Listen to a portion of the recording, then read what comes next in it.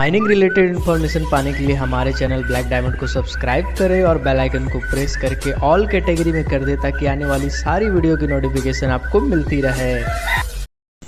Hi everyone, welcome to our YouTube channel black diamond. आज हम लोग सबसे खास टॉपिक और इम्पॉर्टेंट टॉपिक के बारे में डिस्कस करने वाले हैं।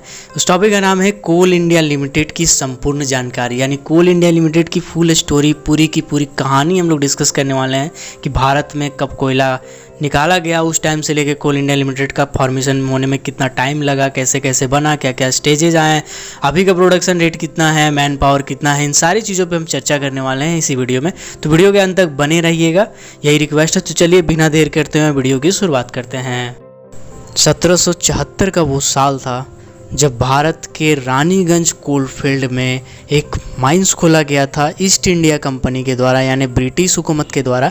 दो अंग्रेज थे उस time, John Sumner and Suetonius Grant Heatly. ये दोनों अंग्रेज़ों ने मिलकर प्रस्ताव रखा और खोला था 1974 में एक माइंस रानीगंज कोलफील्ड में। आपको बता दें कि रानीगंज कोलफील्ड दामोदर नदी के वेस्टर्न किनारा में पड़ता। देन हम बात करते हैं 1853 में, जब लोकोमोटिव जो स्टीम से चलते थे, यानी भाप से जो गाड़ियां चलती थी, उनकी प्रचलन आ पड़ी थी, जिसके कारण कोयले के प्रोडक्शन में बूस्ट आया, मतलब एक बहुत ही तेज़ उछाल आया, जिसके कारण उस टाइम जो एनुअल एवरेज था वो 1 मिलियन मैट्रिक टन था। देन 1900 की बात करते हैं, यानी 1900 में 6.75 मिलियन टन हो गया। 1920 में वो 20 मिलियन टन हो गया। अगेन जब वर्ल्ड वार 1 हुआ, यानी विश्व युद्ध, जब प्रथम विश्व युद्ध हुआ, उस टाइम फिर से कोयले के प्रोडक्शन में बूस्ट आया और 30 मिलियन टन का प्रोडक्शन हो गया था। Then again second world war जब हुआ, यानी कि वर्ल्ड वार 2 जब हुआ 1946 में, उस टाइम 33 मिलियन टन हो गया था प्रोडक्शन रेट। उस टाइम एक सेठ थे, सेठ कोरा रामजी छावड़ा, जो सिंगुरा जगह के रहने वाले थे और झरिया कोलफील्ड में उन्होंने खदानें खोली थी और ब्रिटिश गवर्नमेंट का जो मोनोपोली था उसको पहली बार हिट किया था। तो उनका देखा देखी बहुत सारे और भी अरबपति खरबपति थे उस टाइम के, उन्होंने बहुत सारा माइंस खोला झरिया कोलफील्ड, ओडिशा और इन जगहों के आसपास में। और 1930s तक धनबाद, झरिया, बोकारो ये कोलफील्ड का हब बन गया, यानी कि यहाँ इतनी ज़्यादा खदानें खोलने लगी कि इस जगह को हब। अब कुछ इंपॉर्टेंट ईयर हम लोग डिस्कस करते हैं। 1971 का वो साल हमारे लिए बहुत ज़्यादा इम्पॉर्टेंट है, क्योंकि श्रीमती इंदिरा गांधी जी जो उस टाइम के प्रधानमंत्री थे, उन्होंने कोल का राष्ट्रीयकरण यानी नेशनलाइजेशन ऑफ कोल किया था।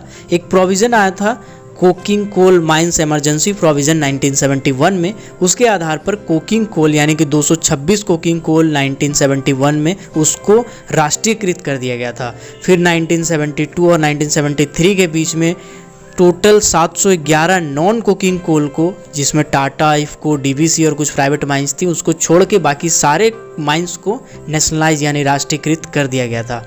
और आपको बता दें कि 1972 हमारे लिए इसलिए भी इम्पॉर्टेंट है क्योंकि उस टाइम BCCL यानी भारत कोकिंग कोल लिमिटेड का फॉर्मेशन हुआ था।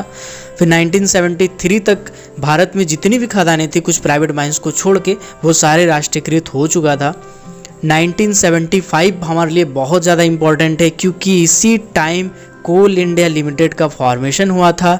और उस टाइम जिस टाइम फॉर्मेशन हुआ था उस टाइम कोल इंडिया लिमिटेड की टोटल 5 सब्सिडरी थी, CMPDIL, CCL, WCL, ECL, BCCL। Again 1985 से 1986 में NCL और SECL का फॉर्मेशन हुआ और 1992 से 1993 में MCL का फॉर्मेशन हुआ। तो कुल मिलाकर के 1993 तक लग गया सारा सब्सिडरीज का फॉर्मेशन होने में। इसी टाइम एक बहुत ही डिजास्टर हुआ कोल माइंस के लिए। आज तक की सबसे बड़ी दुर्घटना 1965 में धनबाद के एरिया में झरिया कोलफील्ड के एक माइंस में डिजास्टर हुआ, जिसमेमें ढोरी एक कोलियरी था जो कि अभी 4, 5, 6 इंक्लाइन पड़ता है। उस कोलियरी में गर्म गैस के विस्फोट के कारण 268 यानी 268 व्यक्ति की मौत हो गई थी। कारण ये था कि खुली बत्ती प्रयोग में लाई जाती थी और उसके कारण वहाँ पे गर्म गैस था, जो कि 1 डिग्री माइनस उसको पहले बोला गया था और उसी के कारण बहुत सारा रेगुलेशन में बदलाव किया गया था। तो उसी टाइम को डिजास्टर माना जाता है, यानी 1965 का ईयर को डिजास्टर माना जाता है कोल इंडिया लिमिटेड के रिकॉर्ड में। अब हम लोग कोल इंडिया लिमिटेड के प्रेजेंट यानी वर्तमान के बारे में बात करेंगे। तो कोल इंडिया लिमिटेड एक महारत्ना कंपनी है जो एक PSU है यानी पब्लिक सेक्टर यूनिट है, जिसका हेड ऑफिस कोलकाता में है और उसकी टोटल 8 सब्सिडरी है और एक फॉरेन सब्सिडरी है। जो 8 सब्सिडरी है उसमें 7 कोल प्रोड्यूसिंग सब्सिडरी है और एक जो है वो एक्सप्लोटेशन प्लानिंग टेक्निकल सर्विसेज देता है। जो 7 कोल प्रोड्यूसिंग सब्सिडरी है उसमें WCL, ECL, BCCL, CCL, MCL, NCL, SECL है और CMPDIL है जो कि टेक्निकल सर्विसेज देता है।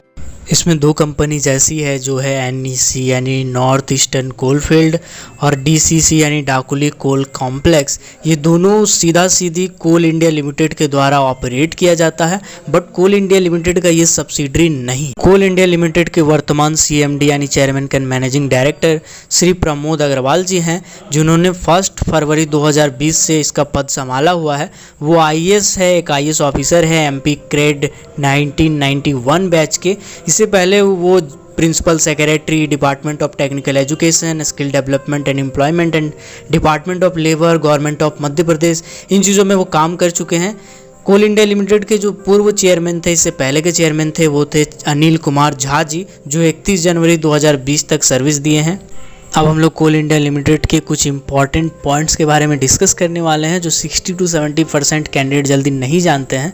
जैसे कोल इंडिया लिमिटेड के जो सब्सिडरीज हैं उसमें से कुछ सब्सिडरी हैं जिनके और सब्सिडरीज हैं, जैसे MCL यानी महानदी कोलफील्ड लिमिटेड के 4 सब्सिडरी हैं, SCCL यानी साउथ ईस्टर्न कोलफील्ड लिमिटेड के 2 सब्सिडरी हैं और CCL यानी सेंट्रल कोलफील्ड लिमिटेड के टोटल 1 सब्सिडरी हैं।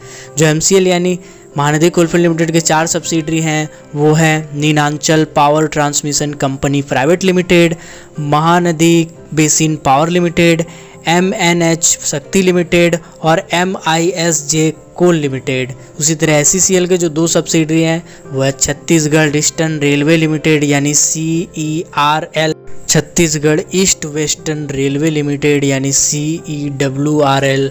फिर CCL यानी सेंट्रल कोलफील्ड लिमिटेड की एक सब्सिडरी है झारखंड सेंट्रल रेलवे लिमिटेड। अब हम लोग बात करने वाले हैं कोल इंडिया लिमिटेड का क्या प्रोडक्शन है। तो 2019-20 का जो फाइनेंशियल ईयर है उसमें कोल इंडिया लिमिटेड के द्वारा जो प्रोडक्शन किया गया है वो है 602.14 मिलियन टन और सबसे ज़्यादा इनमें से जो सब्सिडरी ने प्रोडक्शन किया है वो है SCCL यानी साउथ ईस्टर्न कोलफील्ड लिमिटेड, वो है 150.55 मिलियन टन। इंडिया में जो कोल का स्टॉक है वो 5th रैंक पे है, यानी वर्ल्ड में 5वां नंबर पे कोयला का स्टॉक अगर कोई रखता है तो वो इंडिया है, जिसमें जो प्रोड्यूसिंग कोल है यानी कि जितना निकालता है वो 2nd नंबर पे है, जिसमें पहला नंबर पे चाइना है। चाइना से याद आया boycott Chinese product. 1st number पे चाइना है, देन इंडिया है 2nd नंबर पे कोल प्रोड्यूसिंग में। अब बात करते हैं नेट इनकम की, तो आपको बता दें कोल इंडिया लिमिटेड का जो ऑपरेटिंग इनकम है 2019 के हिसाब से वो है 27,125 करोड़ और जो नेट इनकम है वह है 17,462 करोड़ रुपया। अब मैं बात करता हूँ कोल इंडिया के मैन पावर के बारे में। तो 2019 के हिसाब से कोल इंडिया का जो मैन पावर है वह है 2,85,479 और उसके साथ में जो मेल इन मैन पावर है उसमें वो है 2,65,700 और फीमेल वर्कर जो है वो है 19,779। दोस्तों बहुत सी ऐसी पॉइंट है जैसे कौन कौन सा परियोजना चल रहा है, कहाँ पे चल रहा है, man power company wise subsidiary wise कितना है, कंपटीशन के लिए और भी बहुत सारे इंपॉर्टेंट पॉइंट है, टॉपिक है जो अक्सर एग्जाम में पूछे जाते हैं। वो सब चीज़ों को इस वीडियो में मैं कवर नहीं कर पाया क्योंकि ये वीडियो बहुत ज़्यादा लंबा हो जाता। तो उसके लिए हमने और हमारी टीम ने कुछ रिसर्च फैकल्टी हैं, कुछ अच्छे जानकार लोग हैं, उन लोगों ने मिलकर एक ईबुक बनाया है जिसका लिंक डिस्क्रिप्शन में है, आप वहाँ से जाकर डाउनलोड कर सकते हैं, ले सकते हैं। तो मेरा सजेशन है कोल इंडिया लिमिटेड में डायरेक्टली और इनडायरेक्टली प्रिपरेशन करने वाले, कंपटीशन एग्जाम का तैयारी करने वाले, माइनिंग सरदार ओवरमैन, इन लोगों को ये PDF लेना चाहिए। तो मिलते हैं तब तक अगले वीडियो के लिए। तब तक हमारे इस वीडियो को लाइक कर दें, हमारे वीडियो के कमेंट सेक्शन में अपना कोई क्वेरी हो तो वो दें, कमेंट करें, इस वीडियो को शेयर करें। तब तक के लिए हमेशा की तरह keep watching, keep supporting, till then जय हिंद।